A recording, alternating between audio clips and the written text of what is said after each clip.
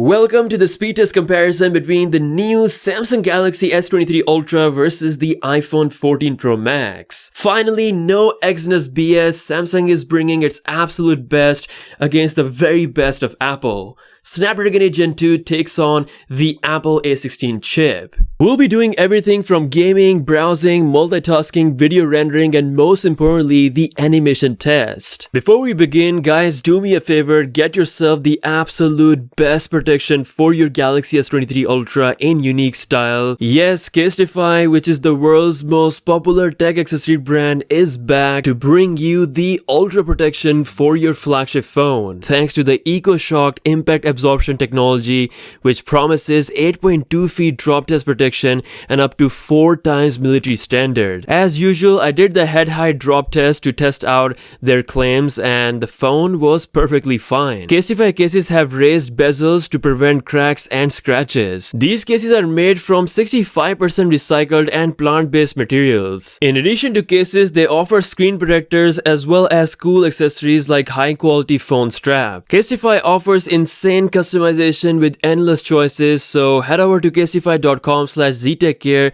for 15% off. Yes, people, just for you, so click the link in the description. Before we begin, we're gonna do the animation test in the 240 FPS slow-mo to really see if the animations are improved or not. And as you can see, Samsung has actually made the animations so much smoother than the S22 Ultra with no jump lag, and in comparison to the iPhone 14 Pro Max, it is almost on the same level. This is really incredible, especially when you look at it in slow motion. Now, as always, we're going to kick things off by booting up both phones at the same time. So S23 Ultra on the left versus the iPhone 14 Pro Max on the right. So here we go. We've got the Samsung logo coming up first. Let's see if it still keeps up its championship of being faster than Apple when it comes to booting up. So, oh no, so the iPhone 14 Pro Max is actually faster, booting up the iOS 16.3 first, followed by the One UI 5.1. Just a quick look at the benchmarks, you can see that the iPhone is still the king of the numbers, but let's see if that translates into real life or not. Alrighty, let's start off with the apps opening test. As usual, we're going to check out the animations with the system-based app first. So starting with settings, and you can see both were really quick. The iPhone felt slightly faster. Again, the animations are just looking really nice when you go back. It feels like Samsung has definitely tuned a lot of things with the One UI 5.1. Calculator, again, is the same deal, looking really nice. Moving on with the third-party app action, as usual, we're kicking things off with YouTube. You can see that the S23 Ultra is faster with the latest feed, followed by the iPhone 14 Pro Max, not that far behind.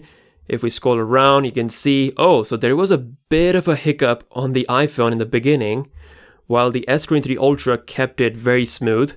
Surprising, it used to be the other way around. Now, once everything is loaded, you can see how things are looking smooth. Notice how on the iPhone, the scroll speed is a bit slow, whereas you can do quite a bit more on the Galaxy S23 Ultra with the same swipe. Let's check out the animation when you exit the app, so you can see that was beautifully done. Next up, we have Spotify. That's definitely quicker on the iPhone 14 Pro Max.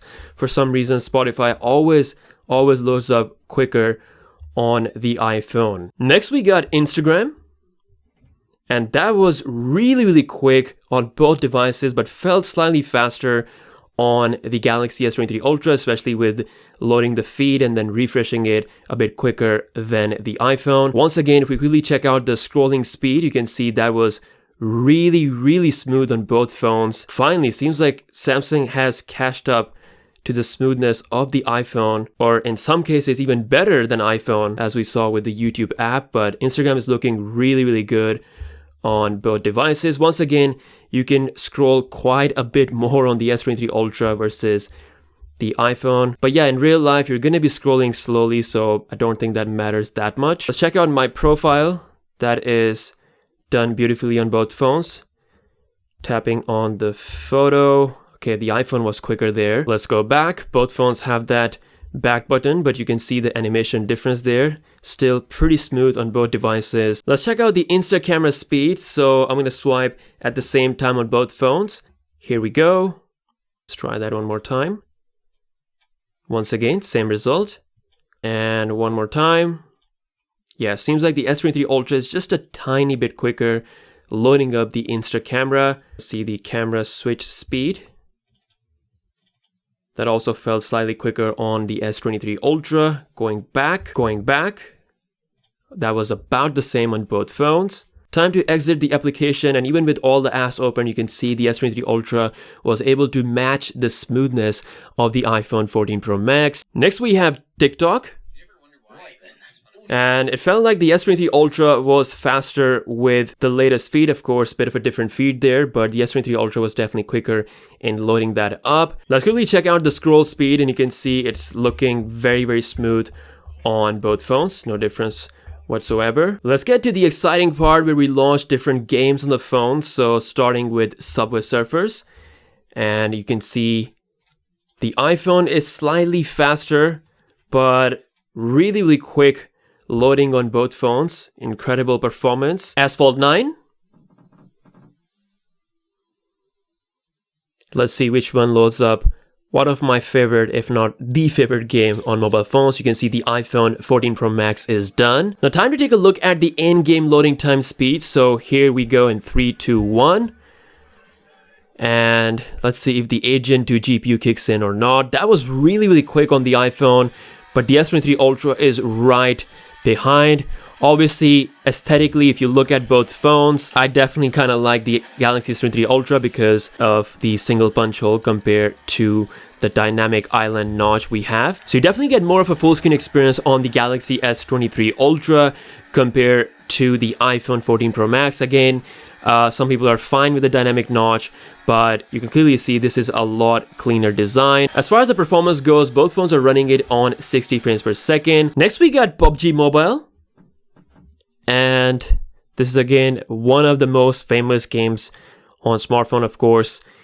We always test it out. You can see the iPhone seems to be pulling ahead, and it is done with the loading time, while the S23 Ultra is still processing, and now it's done as well. I have to say the Apple A16 chip on the iPhone 14 Pro Max has definitely gotten very comfortable on the iOS 16.3, so kind of see the performance gains compared to the previous tests that I've done. But the S23 Ultra has improved a lot as well, especially when you take a look at the graphics settings. Just like the iPhone, we now have the ability to play the game all the way in HDR as well as in Ultra HD resolution. As you can see, it's literally exactly the same options we have on both phones. I can't remember the last time ever that we had this kind of scenario because Samsung always gave the cheaper Exynos processors to their phones and we always lose on some of the graphics with PUBG, but now you can see it is finally even Stevens. Now we're starting off the game on both phones and let's check out the in-game gaming performance. Let's first try it out on the Galaxy S23 Ultra. You can see very, very smooth. Wow, this is incredible, especially if you look at the reflections and everything. Look at the reflections on the plane. This is looking stunning. And let's have a quick look on the iPhone. As usual, we have played this game before. Looks incredible on the iPhone as well. Now coming back to the Galaxy S23 Ultra, you can see once again on-ground performance.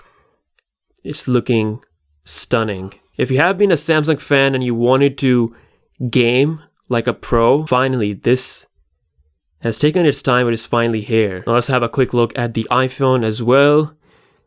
Doing just as good as it did when the first time I tried this game out on this phone. Alright, it's time to exit the app at the same time on both phones. You can see even with all the stuff that is open in the background, didn't notice any kind of lag on the Galaxy S23 Ultra, which is a great sign. Now it's time to see the video rendering speed on both phones. So I've got Adobe Rush installed on both devices. Launching in 3, 2, 1, go.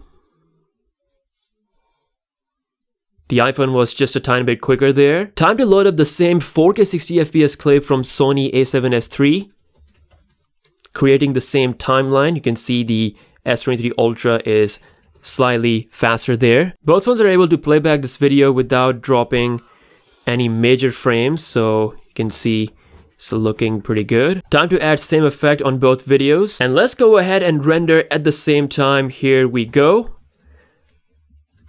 Let's see how fast the new Agent 2 is when it comes to the GPU rendering. And you can see that, okay, so it's definitely, the difference has definitely gone shorter compared to the previous generation. You can see it's not that far behind. Of course, the iPhone 14 Pro Max is still pushing all the way.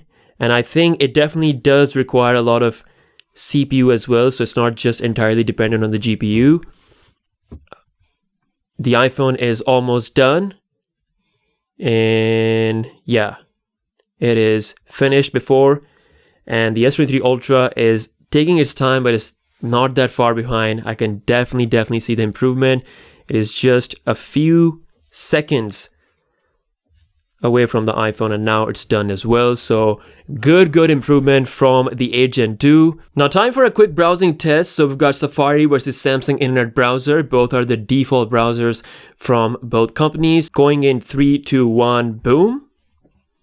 And you can see that was about the same on both devices. Felt like the iPhone was just a tiny bit quicker. As always, we're gonna test out the animation speed. So that's going to be the first scroll. Here we go.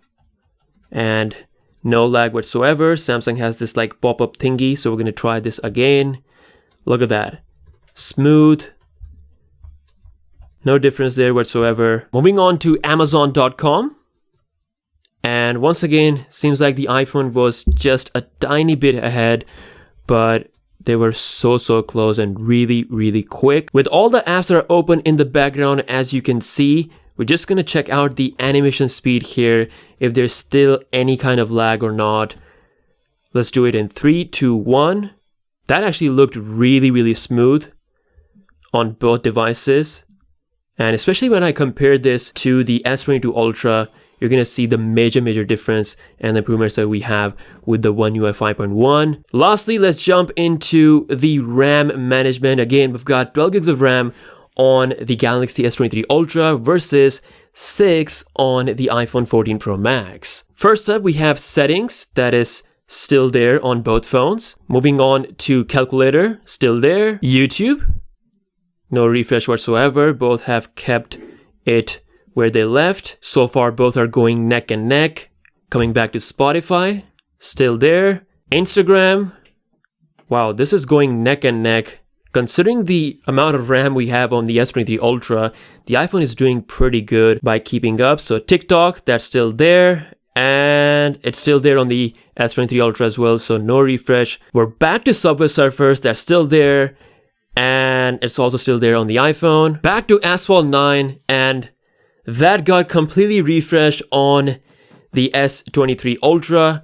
But the iPhone had an in-app refresh, so you can see it still did half of the refresh there. Seems like that was the win for the iPhone, but let's see what happens if we go back to PUBG. That is still there on both phones. Going back to Adobe Rush, and finally we are back to the browsers. So it seems like the RAM management has improved massively compared to the S22 Ultra. Like, this is such a big difference. But we still had one refresh with the Asphalt 9, whereas the iPhone was still able to keep literally everything in the memory with its only 6 GB of RAM. The improvements thanks to the Snapdragon Agent 2 are indeed real, and you have seen this in real life. Outside of benchmark numbers, the performance is really neck and neck on both phones. I'm happy to see Samsung's massive improvement in terms of the animations, which is the most important part of the whole user experience. And then of course the gaming performance, as well as the app opening test, and finally the RAM management. Let me know your thoughts in the comment section below. If you guys are new here, be sure to subscribe for all the coverage. Make sure to follow me on TikTok. I just started posting stuff there. So with that being said, I'll see you guys later. Peace out.